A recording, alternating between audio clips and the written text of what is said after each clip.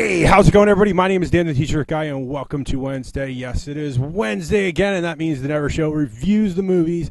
And this is the only show with lemon-scented limes, lest I forget.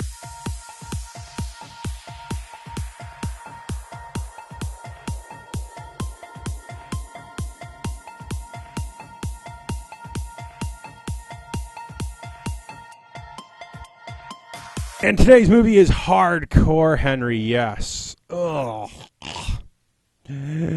Let's do all the important stuff before we go into what we thought about this nauseating movie. Director Aylan Nashur, Nashulter, Nashur, definitely a Russian name. Executive producers, oh God, names today. I'm not good with Russian names, so sue me. Will Foster Stewart, Alex A.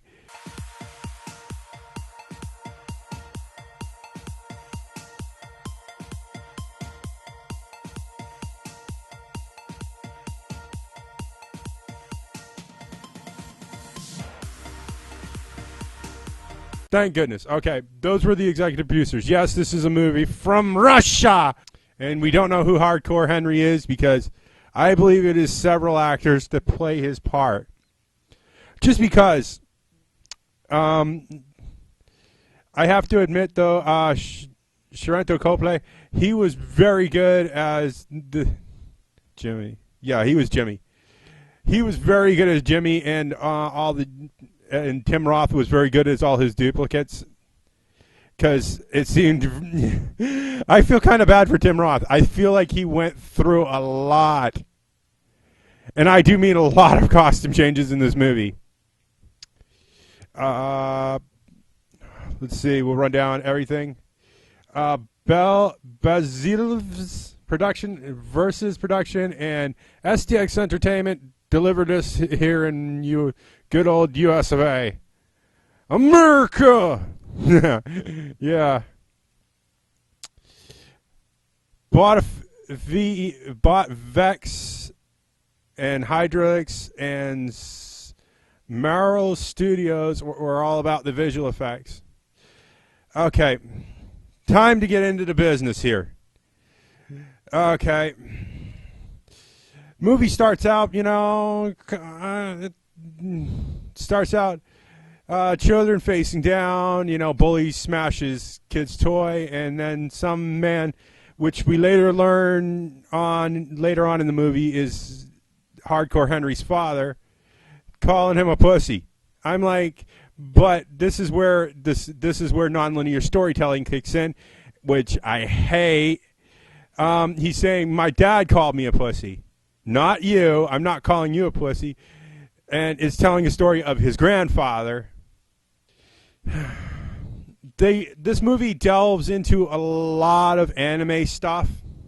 Full Metal Alchemist. It also delves into a lot of first-person shooters. The soundtrack, which has a lot of, semi-familiar songs to it. The soundtrack was by Sony Masterworks. It's pretty much, they had everything from My Girl to, Don't Stop Me Now, performed by Queen. It had a few memorable songs in there. It wasn't bad. I do wish I had not had the big lunch before this because, it was so motion sickness through the whole movie. I mean, seriously, I sat there, feeling like I needed Dramamine, and when I was finished watching it, I wanted a ginger ale and a mint candy just because I felt like I barfed in my mouth at least 3 or 4 times. I mean, the Blair Witch wasn't as bad as this. I mean, the last movie, what was it? Pandemic wasn't as bad as this. I just felt like Henry's head was on a spring, that it was all shot with GoPros or something, It seemed his head was very springy and bouncing around. I don't know if this is the way you move when you're, parkouring or fighting or something, but it seemed like his head thrashed around way more than mine would in that situation, in the situations he incurs. he kind of ends up being, you know, a mute Lee Majors $1 Million Man. And it's kind of, you know, disconcerting because he doesn't grunt or anything through the whole movie. And it's a lot of tropes and stuff ripped right from a video game script. You know, a first-person shooter. It kind of had that House of the Dead 1, 2, or 3, if you've ever played any of those. Or Time Crisis kind of feel where it's a rail shooter, you know, and you're watching someone else play, and they're, you know, the camera's going all over the place. Henry's only friend is Jimmy, which Jimmy seems to be, you know, Johnny Live a lot, but we find out later that he's a bunch of clones or something, or a bunch of, you know, what do you call it? I don't know. They're kind of weird. He just keeps coming back as different people and different things and doing different things, and it's all really weird. And it's never quite fully explained what he does, but he keeps coming back and coming back. I mean, you cannot kill this guy. Most saving graces about this movie is the action. There is a lot of decent action. There is strippers. You see Lumas. Yay! So don't take your 10-year-old to see this. Daddy, why is this and why is that? Shut up. I'm watching a good movie. I don't see this as a future DVD buy. I don't see this as a future theater rewatch just because I don't feel like getting sick and I don't want to have a ginger ale and a mint afterwards, you know. Maybe if they offer a free ginger ale and a mint afterwards and some more free tickets, I will go. Otherwise, no. I just don't feel like, you know. It was super intense for what it was. I mean, we are trying to come back to that whole Blair Witchy thing, you know, first person